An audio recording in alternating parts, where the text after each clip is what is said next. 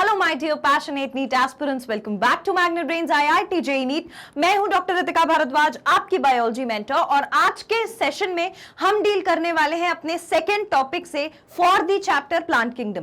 Plant kingdom जो आपका chapter है, हमने प्रीवियस सेशन में उसे स्टार्ट कर दिया था और देखे थे कुछ जनरल कैरेक्टरिस्टिक्स जो सारे प्लांट्स में होते हैं कॉमन। और अब बारी है इस प्लांट सिस्टम के लिए कुछ क्लासिफिकेशंस को और पढ़ने की, कुछ साइंटिस्ट को और जानने की और उनके कॉन्ट्रीब्यूशंस को पढ़ने की with respect to the plants specifically. Exclusively हम बात करेंगे कि जब प्लांट किंगडम जब आया तो उस प्लांट किंगडम में आने वाले ग्रुप्स कैसे बने, कौन से प्लांट को किस साइंटिस्ट ने देखा, किस साइंटिस्ट ने अपना कंट्रीब्यूशन दिया प्लांट लाइफ के लिए। ये सारी बातें हम आज के सेशन में करेंगे, जहां पर हम डिस्कस करने वाले हैं टाइप्स ऑफ क्लासिफिकेशन।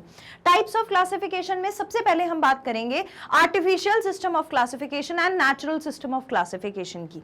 लेकिन हर बार की तरह स्टार्ट करने से पहले आपके लिए वही इंपॉर्टेंट इंफॉर्मेशन जो बहुत जरूरी है जानना, वो ये है कि Magnet Brains IIT JEE NEET के इस प्लेटफॉर्म पर ये जो आपका नीट का पूरा कोर्स है, पूरा जो नीट का कोर्स मॉड्यूल है, वो बिल्कुल free of cost, 100% free of cost available है। आपको कोई फीस नहीं देनी है। 2 चैप्टर्स या 3 चैप्टर्स पढ़ने के बाद या 2-4 वीडियोस देखने के बाद भी कोई पेड सब्सक्रिप्शन नहीं लेना है। आप इसे क्वालिटी कंटेंट और बेस्ट टीचर्स के साथ अपनी नीट की प्रिपरेशन जो है वो बिल्कुल आराम से घर में बैठ के कर सकते हैं। सारी चीजें आपके हाथ में होंगी, और क्या क्या होंगी ये जानने के लिए हमें पता होना चाहिए हमारा नीट का कोर्स मॉड्यूल क्या है। तो आइए सबसे पहले देखते हैं हमारा नीट का कोर्स मॉड्यूल। नीट के कोर्स मॉड्यूल में सबसे पहली चीज जो आज के सेशन में भी हम कर रहे हैं वो है टॉपिक वाइज एक्सप्लेनेशन। हर चैप्टर के हर टॉपिक का टॉपिक वाइज एक्सप्लेनेशन आपको मिलता है। Each topic is been explained in a particular session, जो आपको देखने 2-3 बार देखने, अपने पास रिकॉर्डेड है, सब कुछ सब तैयार है, 2-3 बार देखो, पूरा अपने आप सुन सुन के याद हो जाएगा। दूसरा, डेली प्रैक्टिस प्रॉब्लम का पीडीएफ। ये पीडीएफ आपको कहां मिलता है? डेली प्रैक्टिस प्रॉब्लम का पीडीएफ आपको सेशन के डिस्क्रिप्शन लिंक में मिल जाता है। डिस्क्रिप्शन में एक लिंक होती है पीडीएफ डाउनलोड करने के लिए, उसको क्लिक करिए, अपने डीपीपी को डाउनलोड करिए पीडीएफ फॉर्म में, फिर उसे करिए सॉल्व। दिक्कत आएगी थोड़ी, हो सकता है 10 में से 8 क्वेश्चन सही हो सकता है 60 में से 50 क्वेश्चन सही हो, या 58 क्वेश्चंस भी सही हो, लेकिन जितना ज्यादा प्रैक्टिस करेंगे उतना अच्छा होगा। और जब हमसे कोई क्वेश्चन नहीं बन रहा तो फिर मैडम हम क्या करेंगे? कोई टेंशन की बात नहीं है, फिर मैं आपको दूंगी डेली प्रैक्टिस प्रॉब्लम का सोल्यूशन वाला session. So daily practice problem के सोल्यूशन वीडियोस मिलते हैं। फिर होता है chapter wise multiple choice question start. Chapter wise multiple choice question को सॉल्व करना, हर जो भी चैप्टर हम कंप्लीट कर लेते हैं, तो देखो जब हम चैप्टर स्टार्ट करते हैं तो टॉपिक, हर टॉपिक के लिए डीपीपी सॉल्व करते हैं, डेली प्रैक्टिस प्रॉब्लम। जैसे ही चैप्टर कंप्लीट हो जाता है तो हम स्टार्ट करते हैं किस चीज से? अपने मल्टीपल चॉइस क्वेश्चन से। फॉलोड बाय मैं आपको एक लिस्ट देती हूं साइंटिस्ट की, जहां पर साइंटिस्ट का कंट्रीब्यूशन, उनके नेम्स, उनके ईयर्स, किस ईयर में काम किया था, कौन सी बुक दी थी, कौन सी थ्योरी दी थी, सारी की सारी चीजें एक लिस्ट पैटर्न में, एक फॉर्मेट में मैं आपको अलग से देती हूं, ताकि आपको बीच बीच में चैप्टर के ढूंढना ना पड़े, यार ये वाला कौन से साइंटिस्ट ने किया था, वो वाला कौन से साइंटिस्ट ने किया था, कॉन्ट्रडिक्शन क्या है, सारी चीजें एक साथ मिल जाती हैं। Followed by previous year question के वीडियो। प्रीवियस ईयर क्वेश्चन जो होते हैं वो बहुत इंपॉर्टेंट होते हैं, और कई बार तो ऐसा भी होता है कि एक ही क्वेश्चन था, उसी कंसेप्ट को तोड़ मरोड़ के ट्विस्ट करके क्वेश्चन पूछ लिया। तो प्रीवियस ईयर क्वेश्चंस करना तो बहुत इंपॉर्टेंट है। अब उसके बाद भी गो with the doubt solving session, जो भी आप डाउट्स भेजते हो मुझे, उसके डाउट सॉल्विंग सेशन आपको मिलते हैं with the answers, weekly test paper. Then we go with the guidance videos, कैसे पढ़ना है, कैसे तैयारी करनी है, कितने मार्क्स स्कोर कर सकते हैं, कैसे टाइम टेबल बनाएंगे, मोटिवेटेड कैसे रहेंगे, सारी चीजें in a session will be for you, जो आपके लिए होगा गाइडेंस सेशन। इसके बाद we go with the chapter wise one shot revision. Chapter wise one shot revision जो है वो बहुत इंपॉर्टेंट है, पूरा माइंड मैप उससे क्रिएट हो जाता है। Then we go with the online test series. This whole is the NEET course module for the NEET students. Clear? ये आपको समझ में आ गया होगा। और अब हम, अच्छा बिल्कुल फ्री ऑफ कॉस्ट, राइट? अच्छा, अब हम स्टार्ट करते हैं अपने टॉपिक के साथ। हमारे टॉपिक में मैंने आपको बताया हम पढ़ेंगे क्लासिफिकेशन। अब आपके दिमाग में ये बात जरूर आ रही होगी कि मैम जब हमने बायोलॉजिकल क्लासिफिकेशन में हर टाइप का क्लासिफिकेशन पढ़ लिया, टैक्सोनॉमी पढ़ ली, सिस्टमैटिक्स पढ़ लिया, क्लैडिस्टिक्स तक पढ़ लिया, तो फिर हमें वापस से इस चैप्टर में क्लासिफिकेशन क्यों पढ़ना है? और अगर पढ़ना है तो क्या ये थोड़ा अलग क्लासिफिकेशन है जो हमें पढ़ना है या समझ समझना पड़ेगा? तो देखो उसका आंसर ये है कि जो भी हम क्लासिफिकेशन यहाँ प्लांट किंगडम वाले चैप्टर में पढ़ रहे हैं उसमें से कुछ चीजें वैसी ही हैं जो हमने बायोलॉजिकल क्लासिफिकेशन में पढ़ी हैं, नो डाउट वैसी ही हैं, लेकिन फिर भी कुछ साइंटिस्ट, कुछ बुक्स, कुछ साइंटिस्ट के कॉन्ट्रीब्यूशंस, कुछ डिस्कवरीज अलग हैं जो किससे ओरिएंटेड है? प्लांट किंगडम से ओरिएंटेड है। इसलिए हमें क्लासिफिकेशन पढ़ना है, चाहे वो नेचुरल हो चाहे वो आर्टिफिशियल हो। क्वेश्चन अब क्या होता है ना, अगर मान लो उन्होंने क्वेश्चन किसी प्लांट किंगडम से रिलेटेड क्लासिफिकेशन को लेकर पूछ लिया, आपके दिमाग में चल रहा है बायोलॉजिकल क्लासिफिकेशन, वहां पर आंसर में कॉन्ट्रडिक्शन आता है, आपको लगता है मैंने तो सही पढ़ा है बायोलॉजिकल क्लासिफिकेशन में आर्टिफिशियल सिस्टम ऑफ क्लासिफिकेशन, पर हो सकता है ना उसमें कुछ चेंज आपको मिल जाता अगर आप प्लांट किंगडम के एस्पेक्ट से देखते। तो वो क्या है, उसी को आज हम इस सेशन में डिस्कस करने वाले हैं। I hope this point is very clear. There are certain set of things, there are certain points, कुछ ऐसे पॉइंट्स हैं जो थोड़े अलग हैं, जो सीधे किस पे ओरिएंटेड है? प्लांट किंगडम पे। जब हम क्लासिफिकेशन की बात करते हैं तो हम उस एस्पेक्ट से एक बार क्लासिफिकेशन को देखेंगे, ऑल्दो हम सारी चीजों को एक बार समझ चुके हैं। ठीक है, तो अब देखो आर्टिफिशियल सिस्टम ऑफ क्लासिफिकेशन। अच्छा मैं ये भी बता देती हूँ कि कुछ ही चीजें आपको यहाँ पर मैच करती हुई मिलेंगी पहले वाले से, बाकी चीजें अलग हैं, इसीलिए डेफिनेटली मैं अलग से पढ़ा रही हूँ। ठीक है, अब आर्टिफिशियल सिस्टम ऑफ क्लासिफिकेशन की जब हम बात करते हैं तो ये इंट्रोड्यूस किया था सर प्लिनी ने, ये इंट्रोड्यूस किया था सर प्लिनी ने। ठीक, आर्टिफिशियल सिस्टम ऑफ क्लासिफिकेशन, पहली लाइन आपके कॉपी की होनी चाहिए जब हम क्लासिफिकेशन स्टार्ट कर रहे हैं कि artificial system of classification was given by sir Pliny. कब दिया था? 28 से 79 एडी में। और ये किसका बेसिस क्या था? It was based on one और फ्यू सुपरफिशियल रिजेम्बलेंस। ऊपर से देख के, आर्टिफिशियल तो यही होता था ना कि जो ऊपर से देख करके लग गया बस उसके बेसिस पे क्लासिफिकेशन दे दिया, rather than on natural evolutionary relationship। ना नेचुरल रिलेशनशिप देखी ना इवोल्यूशनरी रिलेशनशिप देखी, ये तो बस ऐसा था कि मुझे भाई तुम एनिमल जैसे दिख रहे हो तुम एनिमल, मुझे तुम प्लांट जैसे दिखते हो तो तुम प्लांट, बस। आर्टिफिशियल सिस्टम ऑफ क्लासिफिकेशन एक दो एक्सटर्नल कैरेक्टर्स को देखते हुए जो क्लासिफिकेशन दे दिया गया, और दिया किसने था? सर प्लिनी ने दिया था। ठीक, दूसरी बात, अब बात आती है सर एरिस्टोटल की। ये नाम बहुत जाना पहचाना सा है, पहली बार नहीं सुन रहे हो, लेकिन ये जो सर एरिस्टोटल है, सॉरी सर एरिस्टोटल जो है, इनने काम किया था 384 से 322 बीसी में। इनको बोला जाता है, अब बहुत इंपॉर्टेंट बात है, ठीक है, इनको बोला जाता है फादर ऑफ जूलॉजी। मैंने क्वेश्चंस भी आपको सॉल्व कराए। फादर ऑफ जूलॉजी कहा जाता है क्योंकि ये पहले ऐसे साइंटिस्ट थे जिन्होंने अडॉप्ट किया व्हाट? System of classification. इन्होंने ही सबसे पहले सिस्टम ऑफ क्लासिफिकेशन को अडॉप्ट किया था। ठीक, उसके बाद ही identified few thousand types of organisms. अब ये इन्होंने कुछ अलग अलग टाइप के क्लासिफिकेशन भी दिए। क्लासिफिकेशन सिस्टम को एक्सेप्ट करने वाले पहले यही थे, फिर उस पे काम करने वाले भी पहले यही थे, और इन्होंने दो डिविजन्स बना दिए थे, दो अलग अलग डिविजन्स बना दिए। पहला उनका था ग्रुप, दूसरा था species, but this served as foundation for the present system. और आज भी जो सिस्टम प्रेजेंट है उसका आधार कहीं ना कहीं ये ग्रुप और स्पीशीज है। ठीक है, तो हमें एरिस्टोटल सर के बारे में क्या क्या बातें याद रखनी है? एरिस्टोटल सर को फादर ऑफ जूलॉजी कहते हैं, एक क्वेश्चन ये बनता है। दूसरा क्वेश्चन बनता है कि इन्होंने दो डिविजन्स को क्लासिफाई किया था, दो डिवीजन को आइडेंटिफाई किया था रैदर, तो वो दोनों डिविजन्स क्या थे? पहला था ग्रुप, दूसरा था स्पीशीज। ये आपका तीसरा पॉइंट। और and these are served as foundation. चलो वो तो हमें मालूम है, वो हमें याद करने की जरूरत नहीं है। तीन चीजें हमें याद करनी है यहां से। पहला, प्लिनी सर के बारे में जिन्होंने आर्टिफिशियल सिस्टम ऑफ क्लासिफिकेशन दिया था। मॉर्फोलॉजी, एक्सटर्नल मॉर्फोलॉजी भी नहीं कहेंगे, एक दो एक्सटर्नल फीचर को देख के। सर एरिस्टोटल आए, सर एरिस्टोटल को फादर ऑफ जूलॉजी कहते हैं, ये दूसरा पॉइंट। तीसरा पॉइंट, उन्होंने ग्रुप और स्पीशीज दिए थे। इतनी बात समझ में आ गई? ये इंपॉर्टेंट बात है। आर्टिफिशियल, ये सब हम कहां पढ़ रहे हैं? आर्टिफिशियल सिस्टम ऑफ क्लासिफिकेशन चल रहा है, आर्टिफिशियल सिस्टम ऑफ क्लासिफिकेशन में। अब हम आते हैं कि जब एक देखो, हम दोनों चीजें हमें पता होना चाहिए। ऐसा नहीं है कि भाई सर एरिस्टोटल के बारे में पढ़ लिया है, सर प्लिनी के बारे में पढ़ लिया है, आगे फिर हम देख ही नहीं रहे भाई हमारी इंडिया ने क्या कंट्रीब्यूट किया था। तो एक इंडियन वर्कर थे जिनका नाम था चराका। क्या नाम था? चराका। फर्स्ट सेंचुरी एडी में इन्हें बोला जाता था फादर ऑफ आयुर्वेदा। क्या बोला जाता था? Father of Ayurveda. Again a very important thing to learn.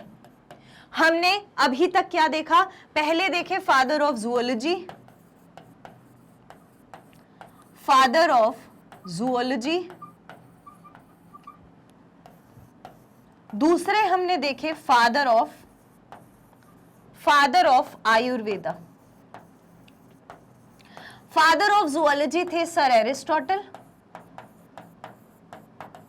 ठीक, और जो चराकस थे वो थे कौन, फादर ऑफ आयुर्वेदा। ये दोनों बातें बहुत इंपॉर्टेंट है, दोनों बातें बहुत इंपॉर्टेंट है।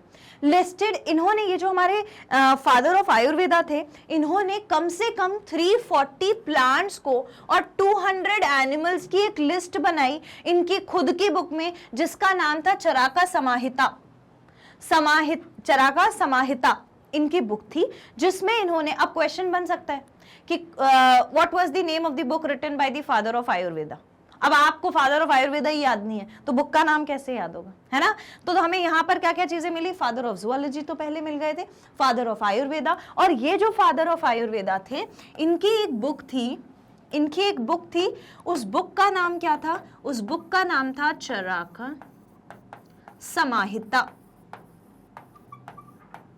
ठीक है। चराका समाहिता नाम की इन्होंने बुक लिखी। और ऐसा नहीं है कि आप इनको आयुर्वेदा के लिए स्पेशलिस्ट मान रहे हो, मतलब फादर ऑफ आयुर्वेदा बोल रहे हो, बहुत बड़ी बात होती है, तो सिर्फ इनने प्लांट्स पे ही काम किया होगा, ना ना ना, इन्होंने एनिमल्स पर भी काम किया। तो इन्होंने अपनी ये जो बुक थी, इस बुक में किस किस के बारे में लिखा था, इस बुक में इन्होंने प्लांट्स के बारे में भी लिखा, एनिमल के बारे में भी लिखा। तो ही रोट अबाउट कितने प्लांट्स एंड कितने animals, he wrote about 340 plants,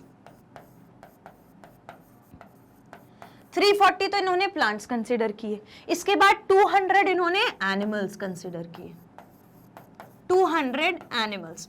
अब देखो मैं आपको यहाँ एक चीज बताती हूँ, जब हम ऐसी कोई चीज पढ़ते हैं ना, ये चीज के कुछ फायदे भी हैं और कुछ इसमें दिक्कत भी है। दिक्कत क्या है, फायदा सुन लो पहले, अच्छी चीज पहले देखनी चाहिए किसी भी चीज में। तो फायदा ये है कि यहां से जो क्वेश्चन आएगा ना वो सीधा सीधा +4 करता है।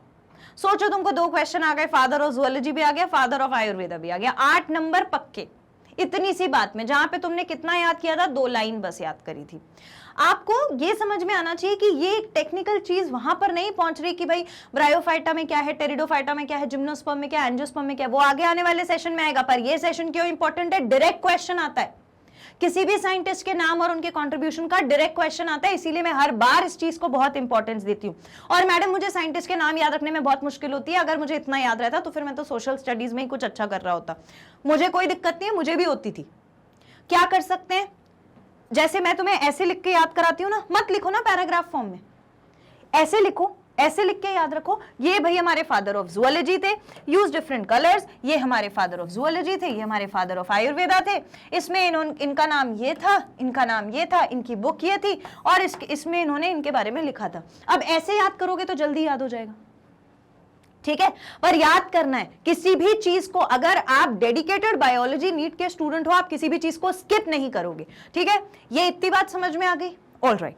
Now the next is artificial system of classification जो है, उसमें कुछ मेन एडवोकेट्स हैं जब हम क्लासिकल वर्कर की बात करते हैं, मतलब कि कुछ स्पेशल लोग हैं जिन्होंने इस आर्टिफिशियल सिस्टम ऑफ क्लासिफिकेशन जो है, जहां हम प्लांट्स की डिटेलिंग पढ़ रहे हैं, वहां पर कुछ इंपॉर्टेंट लोगों ने काम किया है, उनकी एक लिस्ट है, ठीक। तो सबसे पहले आते हैं सर थियोफेस्ट्रस, जाना माना नाम है, पहले भी सुना है सर थियोफेस्ट्रस के बारे में। सर थियोफेस्ट्रस 370 बीसी से 285 बीसी में, फादर ऑफ बॉटनी, क्या बोलते हैं इनको, father of botany. Let us take a paper over here and एक पेपर पे आप भी मेरे साथ लिखो, याद होगा, ठीक है। फादर ऑफ जूलॉजी पहले, सबसे पहले पढ़ा, ठीक। उसके बाद फादर ऑफ आयुर्वेदा। मैं ये क्यों कर रही हूं, ताकि आप इसे यहीं इसी सेशन में याद करके जाओ, कोई देर नहीं लगेगी, एक पेन और पेपर ले लो और मेरे साथ लिखते चलो। फिर आते हैं फादर ऑफ बॉटनी, ये 3 चीजें अभी तक हमने पढ़ ली हैं, ठीक है। फादर ऑफ बॉटनी, तो जब हम बोलते हैं कि जूलॉजी के फादर कौन है, तो सर एरिस्टोटल है। आयुर्वेदा के लिए सर चराका है, चराका समाहिता लिखी थी, ठीक है। इसके बाद बॉटनी के लिए कौन है, सर थियोफेस्ट्रस।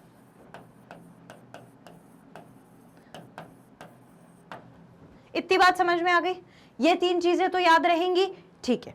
अब देखो, अब बात आती है, 1 मिनट, अब बात आती है कि थियोफेस्ट्रस जो थे इन्हें बोला जाता था disciple of Plato and later Aristotle. इन्हें डिसाइपल बोलते थे प्लेटो और एरिस्टोटल का, ठीक।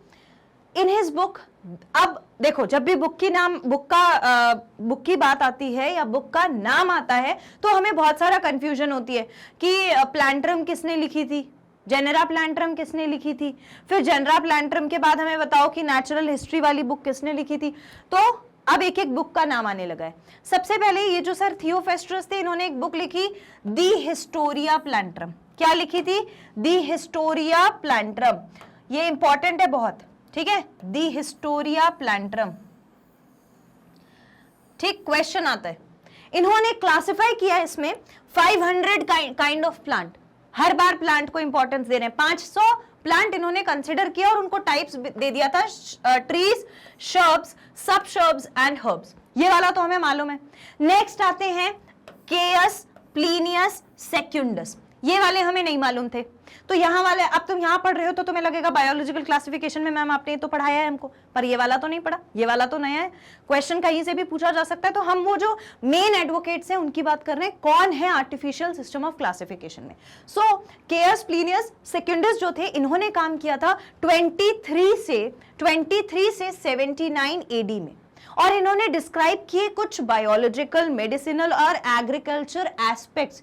देखो सब अपना अपना कंट्रीब्यूशन दे रहे थे। एक आए जिन्होंने लिस्ट बना दी एनिमल्स और प्लांट्स की, दूसरे आए जिन्होंने एनिमल्स के ऊपर, प्लांट्स के बारे में बता दिया, शर्ब्स हैं, हर्ब्स हैं, ट्रीज हैं। फिर दूसरे आए, उन्होंने कहा नहीं इतना ही नहीं है, ट्रीज जो हैं उनकी कुछ मेडिसिनल इंपॉर्टेंस भी है, मतलब वो हमारी बॉडी को हील भी कर सकते हैं, रिपेयर भी कर सकते हैं। और उन्होंने यही नहीं, उन्होंने ये भी बोला कि इसका कुछ बायोलॉजिकल पर्पस भी है, ठीक। फिर उन्होंने कहा कि एग्रीकल्चरल पर्पस भी है, खाने के लिए भी वहां से मिलेगा, बायोलॉजिकल पर्पस भी है, लाइफ को चलाने वाला भाई सबसे पहला हर्बीवोर, तो सबसे पहले जो हमारा प्रोड्यूसर है ऑन द अर्थ वो तो कौन है, जो खुद अपना खाना बना रहा है, ऑटोट्रॉफिक प्लांट, ठीक। तो ये तीन बातें और किसने बताई थी? केयस, प्लीनियस, सेकेंडस सर ने बताई थी, जहां पर उन्होंने कहा कि बायोलॉजिकल, मेडिसिनल और एग्रीकल्चर एस्पेक्ट्स होते हैं प्लांट्स के। तो इसे बताने के लिए उन्होंने 37 volumes of natural history, 37 volumes of natural history नाम की बुक में बताया। he used term stamen for the first time। वो जो मेल रिप्रोडक्टिव पार्ट होता है प्लांट का, उसे सबसे पहले स्टेमन बोलने वाले यही थे, केयस, प्लीनियस, सेक्युंडस। अब मैंने 5 बार तो ये नाम यही बोल दिया, 5 बार अगर आप इस सेशन में बोलोगे तो आपको भी याद हो जाएगा, ठीक है। ये हो गई हमारे 2 साइंटिस्ट की बात।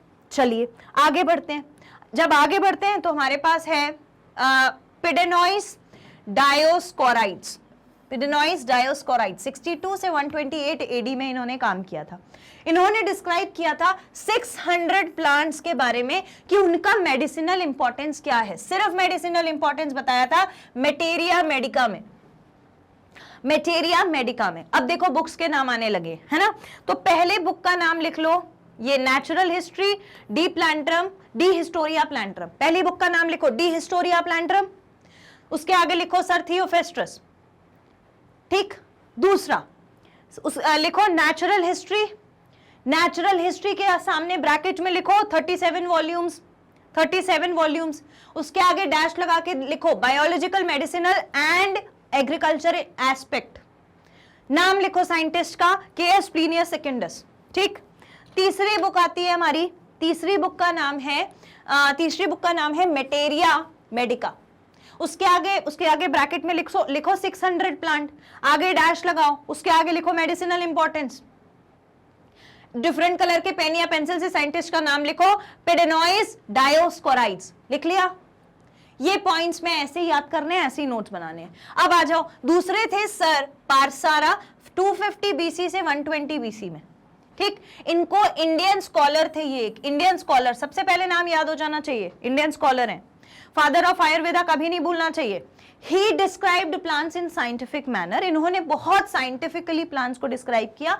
इनकी भी एक बुक थी, उस बुक का नाम था विरक्षा आयुर्वेदा, विरक्षा आयुर्वेदा, ठीक। Vriksha Ayurveda, science of plant life कहते हैं इसको। ये अगेन वन इंपॉर्टेंट थिंग, ठीक है।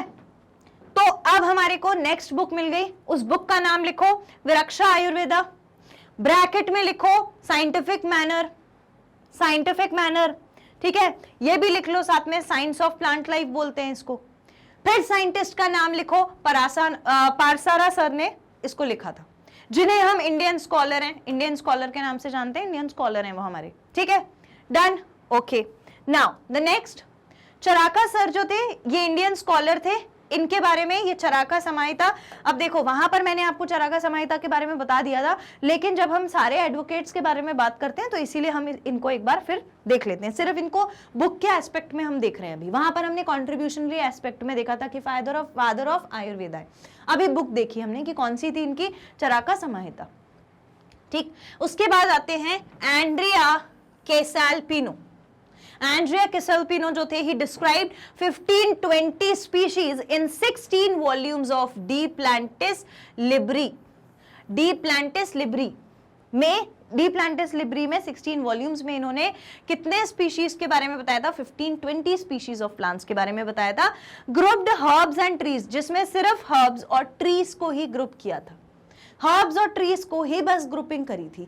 Further he classified plants based on fruits and seed characters. इसके बाद इन्होंने फ्रूट्स को भी देखा और सीड कैरेक्टर्स को भी देखा। अब देखो कोई भी कहना चाहिए कि खोज होती है या फिर कोई भी रिसर्च होती है या फिर किसी चीज के बारे में डिस्कवरी होती है, तो वो इसी तरीके से होती है कि जैसे मैं हूं, मैं पहला काम कोई चालू करूंगी, सपोज करो मैं कोई साइंटिस्ट हूं, मैंने प्लांट के बारे में पढ़ना चालू किया, मेरा एक लेवल है, मैं वहां तक पढ़ूंगी, वहां पे मेरी स्टडी जाके स्टॉप हो जाएगी। मेरी स्टडी से किसी को थॉट आया, मान लो आप में से जैसे खुशी को आया, श्रेया को आया, तो किसी को एक थॉट आ गया, धनंजय को आ गया, तो उनने सोचा मैम की जो ये साइंटिफिक थ्योरी है, इसमें ये भी हम कर सकते हैं, तो हमें आगे ले जाना चाहिए।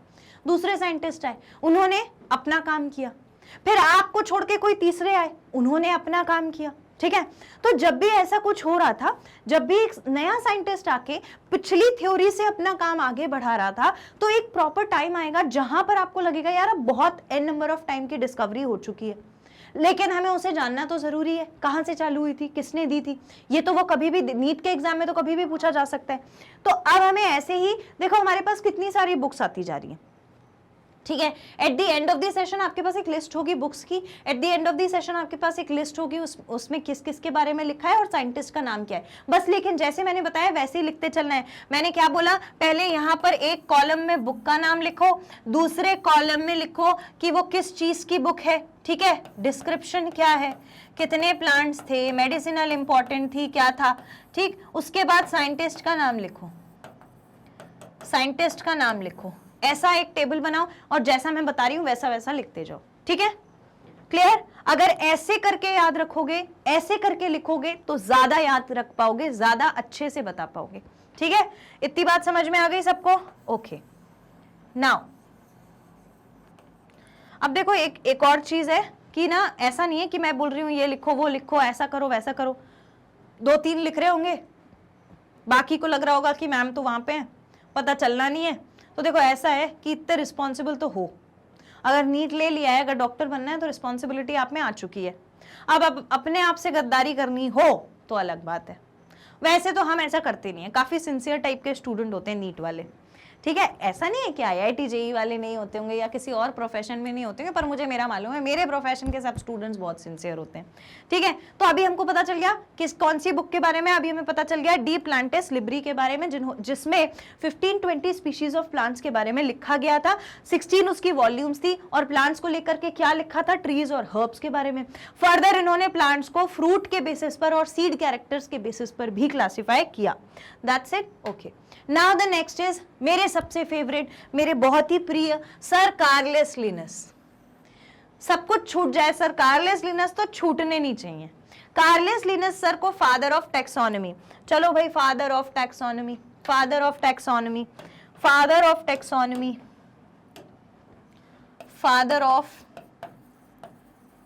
फादर ऑफ टैक्सोनॉमी, ठीक है। कौन है, हमारे अपने सर कार्लेस लिनस, ठीक। कितने फादर मिल गए हमको, 1 2 3 एंड 4, ठीक है। तो इसमें से एक ना एक क्वेश्चन तो आएगा ही, ठीक है, इतना समझ में आ गया। इसको ऐसा का ऐसा लिख लो, write it down like this, complete करो। ऑल राइट, तो ये लिख लिया। अब आगे बढ़ो। देखो, कार्लस लिनस जो है इन्हें फादर ऑफ टैक्सोनॉमी कहा जाता है। स्वीडिश बॉटनिस्ट थे, ये स्वीडिश बॉटनिस्ट थे, और क्योंकि ये बॉटनिस्ट थे यानी कि ये प्लांट की स्टडी में स्पेशलिस्ट थे, जिसे हम बॉटनी कहते हैं, तो ऑब्वियसली इनको हमें कहाँ पढ़ना था, प्लांट किंगडम में फिर से पढ़ना ही था। इन्होंने पब्लिश की artificial system of classification based on exclusively floral characters. Floral characters को देखकर क्लासिफिकेशन करने वाले कौन थे? Sir Carolus Linnaeus. लिनस ने पब्लिश किए बहुत सारे मैन्युस्क्रिप्ट, इंक्लूडिंग हॉर्टस क्लिफोर्टियनस और as well as Genera Plantarum. अब आप मुझसे देखो पूछ सकते थे मैडम ये तो हमने वहां पे भी पढ़ा है, पर वहां पर हॉर्टस क्लिफोर्टियनस तो नहीं पढ़ा था, तो ये बुक तो यही मिली। जेनेरा प्लांटरम जरूर पढ़ा था। इन्होंने जेनेरा प्लांटरम में लिस्ट करे ग्रीन प्लांट्स, ठीक है, प्लांट जेनरा जिन्हें हम कहते हैं, जो भी उन्हें उस समय मालूम थे। फिर उन्होंने उसे पब्लिश किया, हिज बेस्ट नोन स्पीशीज को known as his best known species plantarum in 1753। अब तीन चीजें आपको मिली, हॉर्टस क्लिफोर्टियनस, जेनेरा प्लांटरम 1737, फिर से 1753, इतने साल बाद इन्होंने स्पीशीज प्लांटरम बताई जो कि इनकी बहुत ज्यादा बेस्ट नोन थी। ठीक, इसके बाद इस बुक में इन्होंने लिस्ट किया, डिस्क्राइब किया स्पीशीज ऑफ प्लांट को जो भी उन्हें मालूम थी, और स्टैब्लिश किया बाइनोमियल नॉमेनक्लेचर। बाइनोमियल नॉमेनक्लेचर हम पहले पढ़ चुके हैं, जेनेरा प्लांटरम हम पहले पढ़ चुके हैं, फादर ऑफ टैक्सोनॉमी हम पहले पढ़ चुके हैं। जो नया हमें प्लांट किंगडम में मिला है वो क्या है? Hortus Cliffortianus and genera plantarum, and उसमें उन्होंने क्या डिस्क्राइब किया। ठीक है, ये हो गई बात सर कार्लस लिनस के कंट्रीब्यूशन की, जो हमें कुछ मालूम था, कुछ हमने बाद में समझा है। तो अगेन वैसा ही करना है। बुक का नाम जेनेरा प्लांटरम, बुक का नाम हॉर्टस क्लिफोर्टियनस, और बुक का नाम ये स्पीशीज वाली, ठीक है, प्लांटरम। ईयर लिख लो इसके सामने, ठीक, ईयर के बाद इसका कंट्रीब्यूशन क्या क्या इन्होंने डिस्क्राइब किया था, प्लांट्स डिस्क्राइब किए थे। साइंटिस्ट का नाम लिख लो कार्लस लिनस। क्लियर? तो ये हो गई तीन चीजें। उसके बाद आता है अब नेचुरल सिस्टम ऑफ क्लासिफिकेशन। यहां पर हमने आर्टिफिशियल सिस्टम ऑफ क्लासिफिकेशन तो देख लिया, अब हम आ गए नेचुरल सिस्टम ऑफ क्लासिफिकेशन पे। तो ये किस चीज पर बेस्ड है? ये बेस्ड है on number of characters. Number of characters पर बेस्ड है natural system of classification, and therefore gives more and detailed information about groups। Her group के बारे में बहुत ज्यादा डिटेल्ड इंफॉर्मेशन हमें नेचुरल सिस्टम ऑफ क्लासिफिकेशन से मिलती है। और जो सबसे पहले इंग्लिश नेचुरलिस्ट थे जिनका नाम था sir John Ray, he was the first systematist to form elaborate structure like likeliness on the basis of classification. इन्होंने सबसे पहले क्लासिफिकेशन के आधार पर क्या फॉर्म किया? एक सिस्टम फॉर्म किया। किसने? सर जॉन रे ने। The system of classification are based not only on the characters of reproductive organs। सिर्फ reproductive organs ही नहीं देखे जाते या structural morphology नहीं देखी जाती, लेकिन taxonomic characters भी देखे जाते हैं। It is possible to classify the plants। ठीक, क्या देखना पड़ेगा? टैक्सोनॉमिक कैटेगरीज देखनी पड़ेंगी, टैक्सोनॉमिक कैरेक्टर्स देखने पड़ेंगे। टैक्सोनॉमी बायोलॉजिकल क्लासिफिकेशन में पढ़ ली है। ग्रुपिंग ऑफ ऑर्गेनिजम्स थी on the basis of certain criteria, identification कर लो, क्लासिफिकेशन कर लो, नॉमेनक्लेचर दे दो, ये सारे कैरेक्टर्स जो थे वो इंक्लूड होते हैं इसमें। ठीक, इसके बाद the advocates of natural system of classification. अब जैसे हमने आर्टिफिशियल सिस्टम ऑफ क्लासिफिकेशन के कुछ बहुत इंपॉर्टेंट साइंटिस्ट को जाना, वैसे ही नेचुरल सिस्टम को जानना जरूरी है। दोनों में डिफरेंस क्या है? दोनों क्लासिफिकेशंस में जो आर्टिफिशियल सिस्टम ऑफ क्लासिफिकेशंस था वो बहुत ज्यादा डिस्क्राइब्ड वाला नहीं था, वो बहुत सुपरफिशियल क्लासिफिकेशन था। लेकिन जब हम नेचुरल सिस्टम ऑफ क्लासिफिकेशन में आए तो हमारे पास जो क्लासिफिकेशन था वो कुछ डिटेल्ड इंफॉर्मेशन प्रोवाइड करता था, and it was based on the criteria of taxonomy. Taxonomy के आधार पर क्लासिफिकेशन हो गया था। कौन सा? Natural system of classification. जैसे वहां पर हमने कुछ साइंटिस्ट देखे जो बहुत इंपॉर्टेंट थे और जिन्होंने अपना अपना कंट्रीब्यूशन दिया, ऐसे ही वो सब रिलेटेड थे आर्टिफिशियल सिस्टम ऑफ क्लासिफिकेशन से। And similarly we have certain scientists which are related to natural system of classification। उनके बारे में बात करेंगे। सबसे पहले हम बात करेंगे नेचुरल सिस्टम ऑफ क्लासिफिकेशन में सर जॉन रे के बारे में। जॉन रे के बारे में काम इन्होंने किया था, हेडिंग डाल लो 1627 से 1705 में इन्होंने सबसे बढ़िया चीज ये करी थी कि इन्होंने सिमिलैरिटीज और डिफरेंसेस बता दिए थे जो इमर्ज होते थे इनके ऑब्जर्वेशन में, कि भाई इन सारे ग्रुप्स में ये सिमिलैरिटी है, उन ग्रुप्स में ये डिससिमिलैरिटी है। इसके आधार पर इन्होंने प्लांट्स को क्लासिफाई किया था सिमिलैरिटी और डिससिमिलैरिटी के बेसिस पर, और इन्होंने पब्लिश किया system of classification in historia plantarum. अब जेनरा प्लांट्रम और हिस्टोरिया प्लांट्रम दोनों अलग अलग चीजें हैं बॉस, ठीक है। तो ये हो गया हिस्टोरिया प्लांट्रम।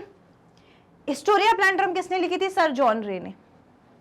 अब जब क्वेश्चन सॉल्व करेंगे तो बुक के नाम और साइंटिस्ट के नाम में कोई कंफ्यूजन क्रिएट नहीं होगा, वो लिस्ट हमारे पास अवेलेबल है। बुक का नाम लिखो हिस्टोरिया प्लांट्रम, साइड में लिखो उसमें क्या बताए थे, differences and similarities between the plants. उसके बाद साइंटिस्ट का नाम लिखो जॉन रे, क्लियर। फिर आते हैं मिशेल एडेंसन। मिशेल एडेंसन ने 1727 से 1806 तक काम किया। देखो 1627 से 1705, 1727 से 1806, ठीक। फ्रेंच बॉटनिस्ट थे ये, क्या थे? फ्रेंच बॉटनिस्ट, जिन्होंने क्लासिफाई किया प्लांट को और एनिमल को यूजिंग मेनी कैरेक्टर्स, बहुत सारे कैरेक्टर्स को यूज करके, और प्रपोज कर दिया नेचुरल सिस्टम ऑफ क्लासिफिकेशन। इन्होंने भी अपना contribution natural system of classifications में दिया था, ठीक। क्या किया था इन्होंने? अपने प्लांट्स को और एनिमल्स को कुछ सर्टेन कैरेक्टर्स के बेसिस पर क्लासिफाई कर दिया और बोल दिया भाई मेरा तो नेचुरल सिस्टम ऑफ क्लासिफिकेशन है, डिटेल्ड क्लासिफिकेशन जो कहलाता है, ठीक। तो साइंटिस्ट का नाम क्या था? Michel एडेंसन, clear. नेक्स्ट देखिए A.L.D. जुस्यू। A.L.D. जुस्यू 1748 से लेकर 1836 तक इन्होंने काम किया। इन्होंने भी प्लांट्स को क्लासिफाई किया नेचुरल कैरेक्टर्स के आधार पर, नेचुरल कैरेक्टर्स को देखते हुए। इनका जो सिस्टम ऑफ क्लासिफिकेशन था, इसमें इन्हें प्लांट को जब क्लासिफाई किया तो किस बेसिस पे किया? Resembling each other in set of characters, जो एक जैसे दिखने में लगते थे, जिनके एक जैसे कैरेक्टर्स हमें लगते थे, उनको इन्होंने एक साथ रख दिया, ठीक है। मतलब ऐसा इन्होंने बहुत ज्यादा ब्रॉड कुछ नहीं किया था, सिर्फ कैरेक्टर्स जिनके सिमिलर थे उनको एक साथ रख दिया। तो अगर देखा जाए तो सर जॉन रे ने क्या किया था? सिमिलैरिटी और डिससिमिलैरिटी ही तो बताई थी, और इन्होंने क्या किया? इन्होंने डिससिमिलैरिटी पे फोकस नहीं किया, थोड़ा सा अलग चले। A.L.D. जुस्यू ने क्या कर दिया? जो सिमिलर कैरेक्टर्स हैं सिर्फ उन्हें ही कंसिडर किया। फिर आए A.P.D. कैंडोल, बहुत इंपॉर्टेंट नाम है, प्रीवियस ईयर क्वेश्चन भी है यहां से, प्रीवियस ईयर क्वेश्चन भी है यहां से, ठीक है। तो A.P.D. कैंडोल ने क्या किया था? ग्रुपिंग करी थी all alike plants together and publish new classification. Alike plants एक साथ रख दिए, नया क्लासिफिकेशन बना दिया। बुक का नाम था थ्योरी एलिमेंटेरा डी ला बोटानिक्यू। क्या नाम था बुक का? थ्योरी एलिमेंटेरिया डी ला बोटानिक्यू। कब दी थी? 1813 में दी थी। अगेन अ बुक, थोड़ा सा ये वाला नाम अलग है तो आपको सबसे अच्छी बात है याद जल्दी हो जाएगा, जेनरा प्लांट्रम, और इसमें कंफ्यूज नहीं होना पड़ेगा। एक चीज, दूसरी चीज कि नाम लिख करके साइंटिस्ट का नाम लिखो, बुक का नाम लिखो थ्योरी एलिमेंटेर डी ला बोटानिक्यू, ईयर लिख लो उसके नीचे ब्रैकेट में 1831। कंट्रीब्यूशन क्या था? क्लासिफिकेशन था लाइक प्लांट्स का, और किसने लिखी थी? A.P.D. कैंडोल ने लिखी थी। वही 3 कॉलम चल रहे होने चाहिए अभी तक आपके, ठीक है। उन 3 कॉलम से अभी हम बाहर नहीं आए हैं। फिर आए जॉर्ज बेंथम सर, ये भी बहुत इंपॉर्टेंट है, George Bentham and Joseph Dalton Hooker. Bentham and Hooker, Bentham and Hooker के नाम से भी PYQ है नीट का, PYQ है ये नीट का, ठीक है। ये 2 इंग्लिश बॉटनिस्ट थे जिन्होंने क्लासिफिकेशन दिया प्लांट का on original studies of specimen. भाई स्पेसिमेन क्या होता है? जब प्लांट कोई पार्ट प्लांट का अपन किसी एरिया से ले आए और फिर उसे स्टडी करें तो वो हमारा स्पेसिमेन है। तो ये जो बेंथम और हुकर सर थे बड़े बढ़िया दोस्त थे, इन दोनों ने मिल करके उस स्पेसिमेन की पूरी डिटेल स्टडी करी जो स्पेसिमेन इनके पास उस समय मौजूद था। They publish there well known scheme of classification, और फिर उन्होंने अपने क्लासिफिकेशन की जो स्कीम थी उसको कर दिया था पब्लिश। काय में किया था? जेनेरा प्लांट्रम, हिस्टोरिया प्लांट्रम अलग, जेनरा प्लांट्रम अलग। बुक का नाम लिखो जेनरा प्लांट्रम, कंट्रीब्यूशन में लिखो ओरिजिनल स्टडीज ऑफ स्पेसिमेन थी, ठीक। वहां पर लिखो साइंटिस्ट का नाम John George Bentham and Joseph Dalton Hooker. Bentham and Hooker के नाम से क्वेश्चन आता है, पूरे नाम से क्वेश्चन बहुत कम आता है, बहुत कम। इस सिस्टम ऑफ क्लासिफिकेशन को हम आज भी बेस्ट क्लासिफिकेशन मानते हैं जो इन्होंने दिया था। क्वेश्चन में मान लो अगर पूछ लेते हैं कि कौन सा classification is yet considered to be the best system of classification, who give that classification, तो classification the natural system of classification was given by sir Bentham and Hooker. ठीक, इसके बाद specifically from practical point of view Bentham and Hooker system of classification is given in detail. अब हमें आखिर में जो हमारा बेंथम और हुकर सर का क्लासिफिकेशन है वो भी पढ़ना है, पर अभी हमें क्या याद रखना है, इनका मोस्ट एक्सेप्टेड क्लासिफिकेशन था और इनकी बुक का नाम था genera plantarum. Historia plantarum is the another thing, genera plantarum is the complete different thing. ठीक, ये लिख लिया, फाइन। यहां पर हमने किस चीज को कंप्लीट किया है, अपना नेचुरल सिस्टम ऑफ क्लासिफिकेशन और आर्टिफिशियल सिस्टम ऑफ क्लासिफिकेशन में किस किस साइंटिस्ट की इंपॉर्टेंस थी, वो 4-4 नंबर हम मिस करना अफोर्ड नहीं कर सकते। सिर्फ हमें जो आज के सेशन में मिली है वो एक लिस्ट है जो बहुत बहुत बहुत इंपॉर्टेंट है। मैं बार बार बोल रही हूं, जैसे जैसे हम आगे पढ़ते जाएंगे ये साइंटिस्ट का नाम आप भूलते चले जाओगे, इसीलिए ये लिस्ट होना आपके नोट्स में बहुत इंपॉर्टेंट है। ठीक है, तो ये लिस्ट जो आपने बनाई है इसे रिवाइज करते रहिए, सेशंस को बार बार देखते रहिए। और ये चीज हम कहां पर कर सकते हैं, हमारी ऑफिशियल वेबसाइट पर जिसका नाम है www.magnetbrains.com। इसे टाइप करो, एक्सप्लोर टॉप कोर्सेज के ऑप्शन पर जाओ, वहां जाकर नीट को सिलेक्ट करो, नीट में जाकर के बायोलॉजी पर वॉच नाउ करो। जैसे ही बायोलॉजी पर वॉच नाउ करोगे, इसे क्लिक करोगे तो आपको क्या मिलेगा, एक डिस्क्रिप्टिव पेज ओपन होगा इस तरीके का, वहां पर आपको सारी इंफॉर्मेशन मिल जाएगी। वॉच ऑल वीडियोस लिखा होगा, वहां पर आपको चैप्टर्स के अलग अलग नाम दिख जाएंगे और उनके पर्टिकुलर लेक्चर्स दिख जाएंगे। तो जो भी लेक्चर आप अटेंड करना चाहते हो, जो भी आपको सेशन देखना है जिसमें आपको लगता है कि मेरी कमांड नहीं है, या यहाँ पर साइंटिस्ट के बारे में पूरी बहुत सारी इंफॉर्मेशन दी हुई थी, किसी क्लासिफिकेशन या थ्योरी के बारे में डिटेल में एक्सप्लेन किया हुआ था, उस सेशन को बार बार देखो। ठीक, तो उसे क्लिक करोगे जब सेशन पर, तो सेशन पे क्लिक करने के बाद वॉच नाउ का ऑप्शन आएगा, उस ऑप्शन पर जाकर वॉच नाउ करो तो वीडियो इस तरीके से आपके सामने प्ले हो जाएगा और आप आसानी से सारी चीजों को रिवाइज कर सकते हो। थोड़ा सा चाहो तो स्पीड तेज करके भी देख सकते हो ताकि आपका जल्दी काम हो जाए, जल्दी से रिवाइज हो जाए। अगर पहली बार देख चुके हो, पहली बार देखने में ऐसा मत करना, ठीक है, ओके। अब ये जो आप सारा कुछ पढ़ रहे हैं, जो आप नीट की प्रिपरेशन कर रहे हैं हमारे साथ, यानी कि Magnet Brains IIT JEE NEET के साथ, ये 100% फ्री ऑफ कॉस्ट है, पूरा फ्री ऑफ कॉस्ट है, वो भी ऑनलाइन। आपको सिर्फ छोटी सी चीज करनी है, जो कुछ स्टूडेंट मेरे बहुत ही पर्टिकुलर हो गए हैं वो डेफिनेटली करते हैं, मुझे बहुत अच्छा लगता है। श्रेया, खुशी, जिनका मैंने नाम लिया, धनंजय, उनके मुझे नाम इसीलिए याद हो गए, है ना। तो आपको भी बस इतना कर देना है, लाइक करना है, सब्सक्राइब कर देना है और शेयर करना है अपने सारे फ्रेंड्स और सिबलिंग्स के साथ। मैं आपसे मिलूंगी नेक्स्ट सेशन में नया क्लासिफिकेशन का सेट लेके for the chapter plant kingdom. हमें क्या करना है, हमें बहुत जोरदार तरीके से इसकी पढ़ाई करते रहना है। आगे आने वाला जो भी कंसेप्ट है इस चैप्टर का वो थोड़ा और आगे बढ़ेगा, थोड़ा और डीप में होगा, इसीलिए हमें क्या करना है, शुरू की चीजों को अच्छे से अभी से याद करके चलना है। Clear? Okay, so I will meet you in the next session. तब तक के लिए thank you so much, take care and do keep studying.